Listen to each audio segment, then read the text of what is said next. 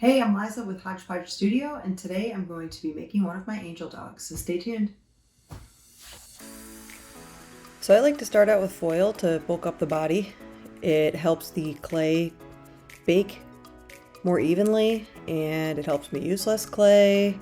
Plus it makes the thing a whole lot lighter, so I really like to use that. So here I'm taking clay and I'm bulking out the form.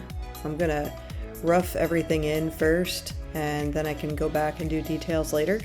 So I'm putting some feet on, put some arms on next.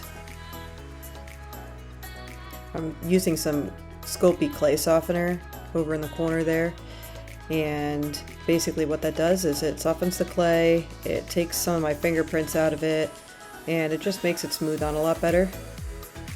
This is the part that actually took me a couple tries, but I had to cut it out.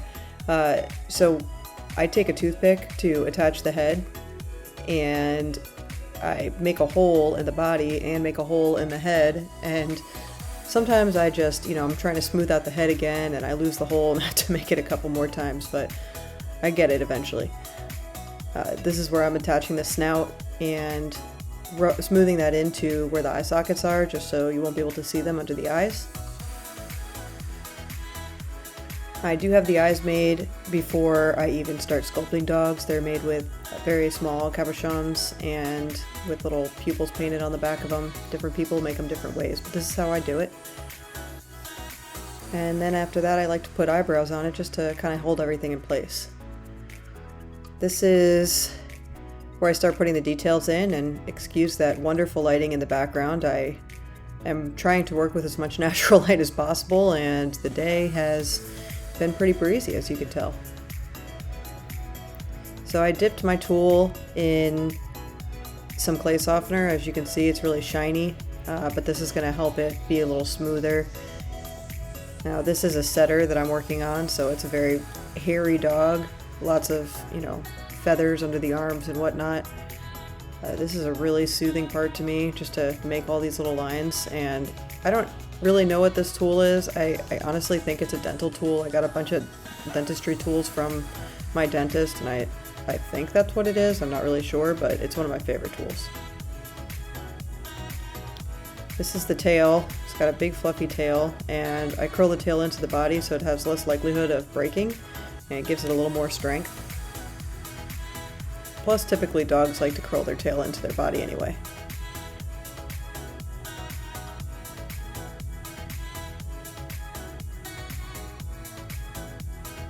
Doing the head and neck hairs is always a little challenging just because of the angles, and you have to make sure that they're going the right way, kind of like the flow of hair on a dog.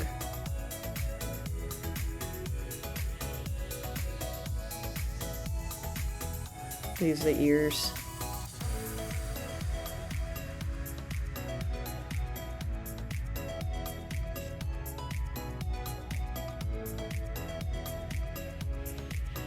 Sometimes I'll just put the ears on top like that, but with this one I decided that I wanted to put a little something else on top.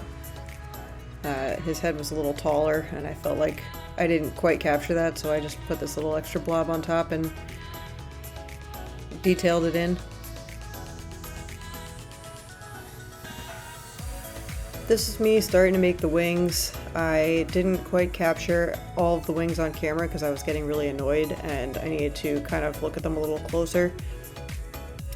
But this is what it looks like with the wings. I think he's pretty cute. So here's the finished dog. It's not quite finished yet. He has a white mask on his face, so we're going to go ahead and put that in. Now, I'm just using some cheap paint from the craft store, and we don't need that much, so I'm just going to take a little from the cap, dab it off.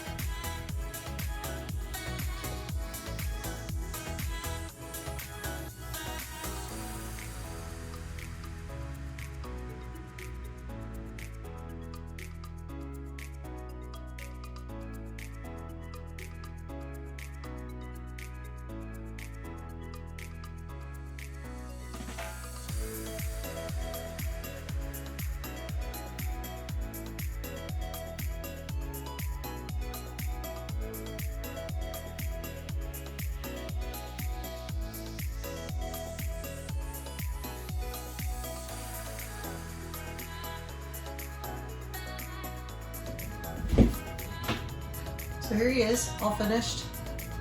I think he looks pretty cute. He's got his white mask on. He's got lots of long, furry layers.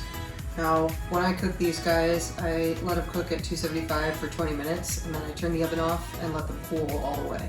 That helps firm them up. It helps prevent them from breaking. And I know a lot of you are going to come at me when I say I typically use Sculpey 3, but it's soft and I like it and it's easy to work with, and it really, I don't seem to get a lot of fingerprints in it just because of the way I do things. So I like it. I'm going to use what I like. So I hope you enjoyed that today, and come back next time when we make something different. Thanks. Bye.